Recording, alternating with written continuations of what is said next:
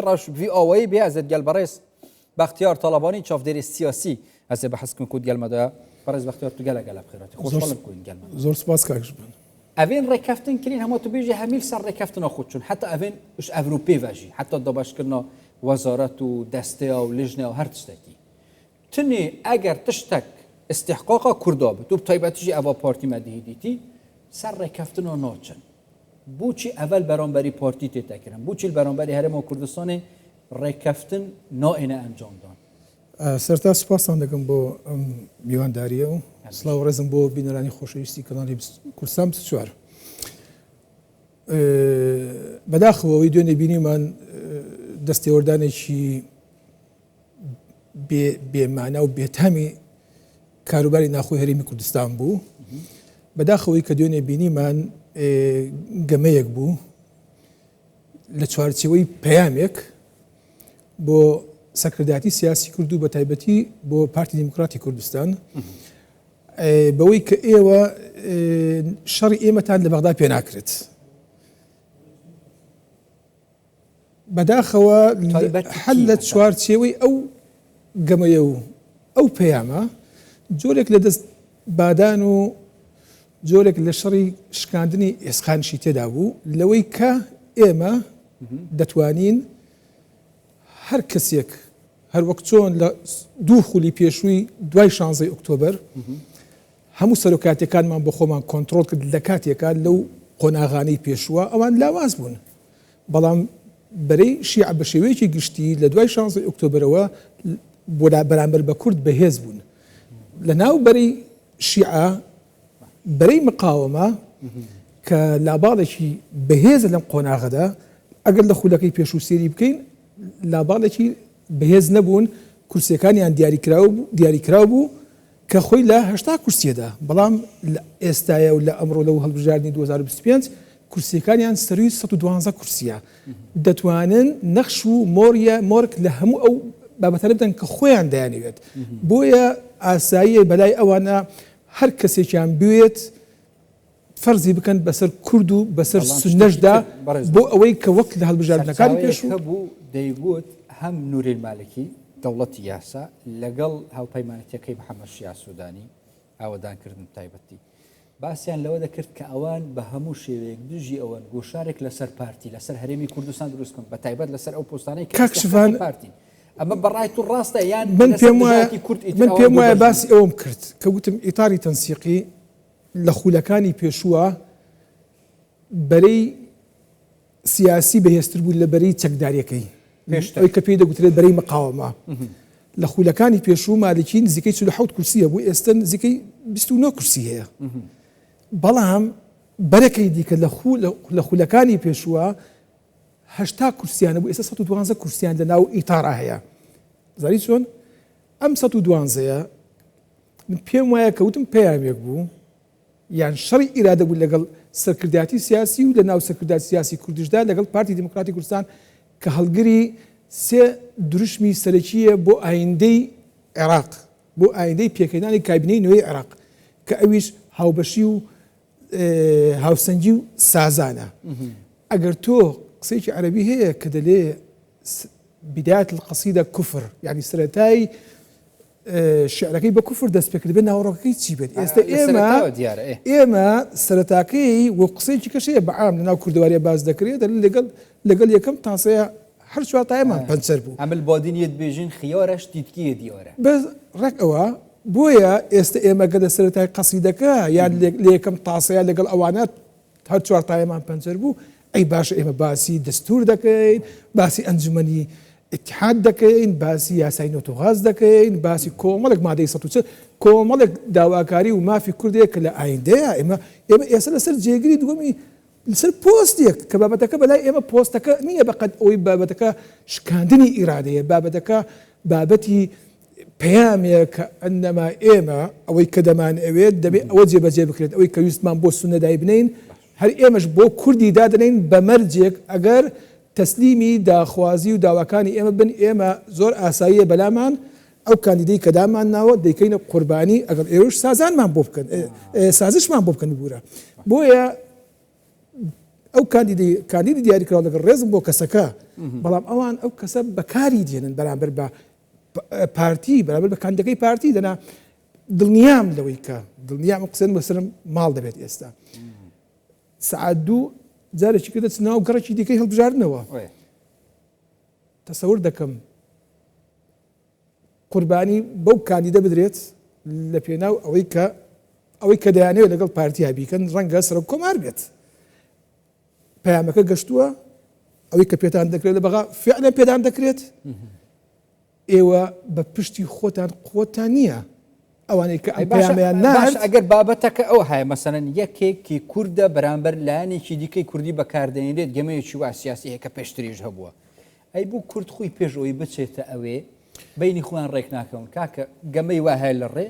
با یەک دەنگ بین ئەوە تا ئێستاقی خۆمە دەبێ وەریگە تۆ دڵسۆزیەوە قسێ دەکەیت هەومان دڵسۆزیەوە پێمان خۆشە بەڵام تۆ باسی کامە کورد دەکەیت ئێمە لاوااسترین حەڵقەی ناو پەرلەمانی عێراقین سوندەکان توانیان هەر چۆنێک بێت ماڵێک بۆ خۆیان دیاری بکەن و بڕیاریاندا و فعلەن توانیان زۆرینەیەکی سوندە کەسێک دیاریکەن شیعەکان بە هەمان شێوە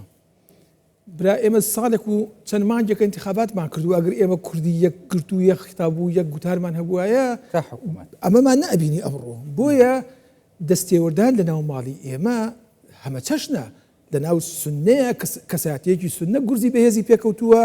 دەیەوێت تۆڵی خۆی لە هەرێم بکاتەوە دەستێوەردان لە ناو ماڵی کورد ئاسانترە لەوەی پێشتر برای لەوە ڕاشکاوتر لەو ڕۆژانەیە میدیایەکی سەر بە سوپای پازدارانی ئێران کە زمان حاڵی ئەو سوپایەیە دەلێ لەم خولەی هەڵبژاردنە ئێمە ئەمەندە هێز سازمان کە سەر بەهێزەکانی بەری مقاومن لە ناو پەرلەمانە سەرکەون بەداخەوە لە ناو هەرێمی کوردستان دوو هێز ناویان لەناو ئەو هێزانەیە کە ڕیزبەندیان کردووە بۆیە من دەلێم دەستێوەردان لە ناو ماڵی ئێمە لەلایەن سنەوە دەستوەردان کراوە لەلایەن ئەو سنانەی کە پرۆکسین لەلایەن ئەو کوردانەی کە پرۆکسین بە هەمان شێوە ئەمانە تەنها و تەنها مەبەستیان ئەوەیە دەستبادانە ئێسکشکاندنە ئەوەی کە دەمانەوێت لە بەغداوە ئەتوانین لەسەر هەرێم فەرزی بکەین ئەی بۆ پرسیار ئەوەیە ئەی ساڵێک و چەند مانجێکە هەڵبژاردن لە هەرێمی کوردستان کراوە حکومەت پێک نایات ئەی نەیان دەکوت دەبێت لەگەڵ بەغدای بکەینە پاکێجێک ئێکە نەکرایە پاکێجێک ئەوها دەکەین ئێمە کەنێکەنە پاکێجێک دەگەڵ ئێمە ئەتوانین لە بەغدا مەرجەکانی خۆمان بسەپێنین تۆ باسی ئەوە دەکەی کە دەبێت نێوە ماڵی کورد سەرۆکێک بۆ عێراق دابنێت چۆن شیعەکان ناو ماڵی خۆیان سەرۆکێک بۆ حکومەت دادنێت سەر پۆستی سەرۆک کۆمار کە پێشتریش هەتا پێش ئەوەی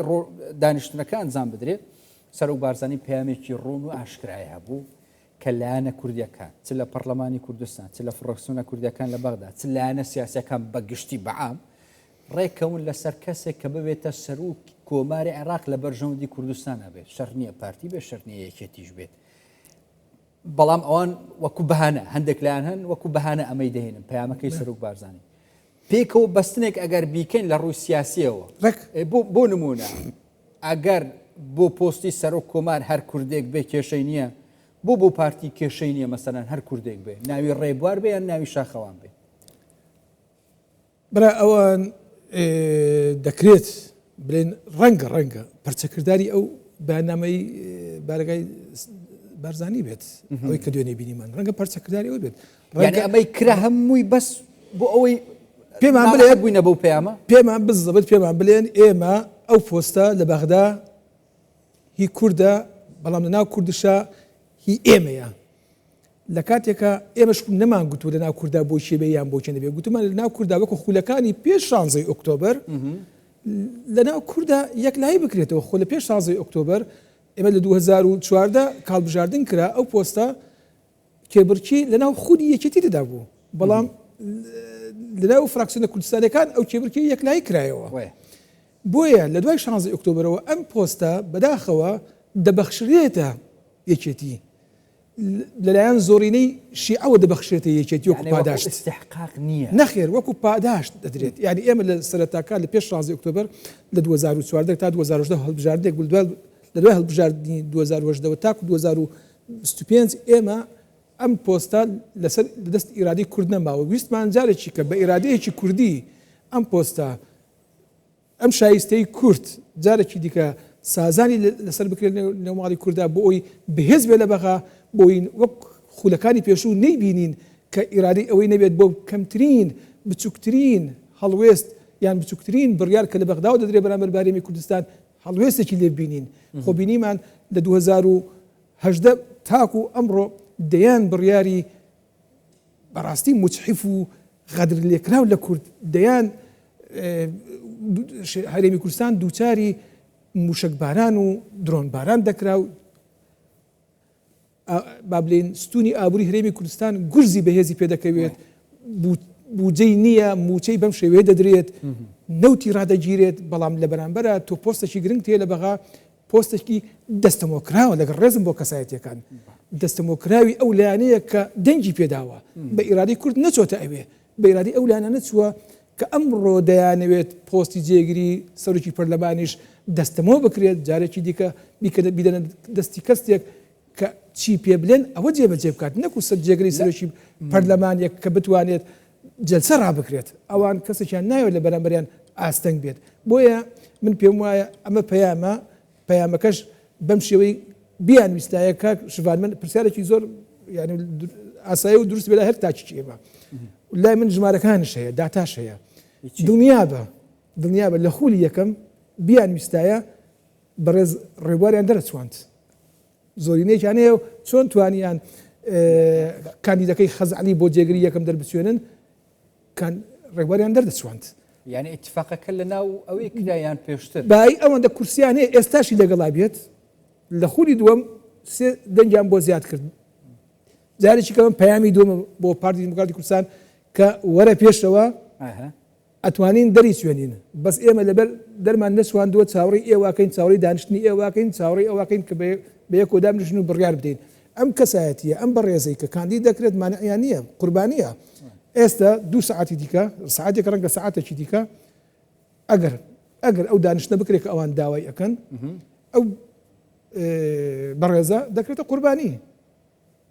یعنی گومانم لەوە نییە ئەوان بتوانن قوربانی بە هەرێمی کوردستان بە سەرکرداری سیاسی کورد کە لە جەنابی سەرۆک بەرزانی خۆی دەبینێتەوە ئەمڕۆ قوربانی بەمدەن لە پێناوی گەمەیەکی لابەلا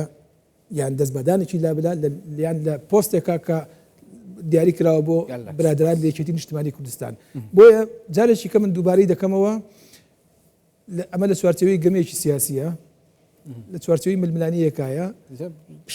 شەڕی شکاندنی ئیرادەیە ئەم شکاندنی ئیرادەیە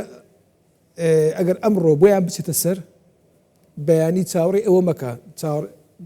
لە یەکێک لە داواکاریەکانی کورد زیان بۆ هەمیە یەکێک لە داواکاریەکانی کورد گەڕانەوەی موچەخراوەکان بێت لەم مفاوضات چاوەڕێ ئەوە نەکەیت داوای مادەی 140 بکەیت جێبەجێ بکرێت چاوەڕێ ئەوە نەکەیت ئەو بڕیارانەی کە بۆ جوتیارەکانی ئێمە دەرکراوە جێبەجێ بکرێت چاوەڕی مادەی 140 و چاوەڕی یاسای نەوتوغاز و چاوەڕی یاسای چاوەڕی ئەوە نەکەین کە ئێمە ئەو پەیامەمان ئەو دوشمانەمان هەڵگردووە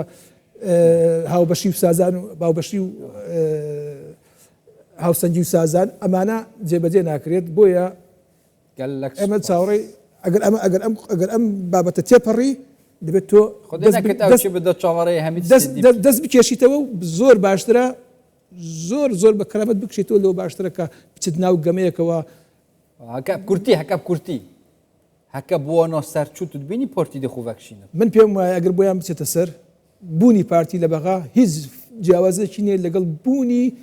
ئەو کاندیدەی کاڵیان بژاردووە کاڵیە بژێرن کە بڕاش ناکەڵی بژێرن گەلێک سوپاس بەڕێز بەختیار تەڵەبانی چاودێری سیاسی هەنگێڵمەدە من خۆشحاڵم گەلە من زیاتر سوپاس بۆ ئێوەش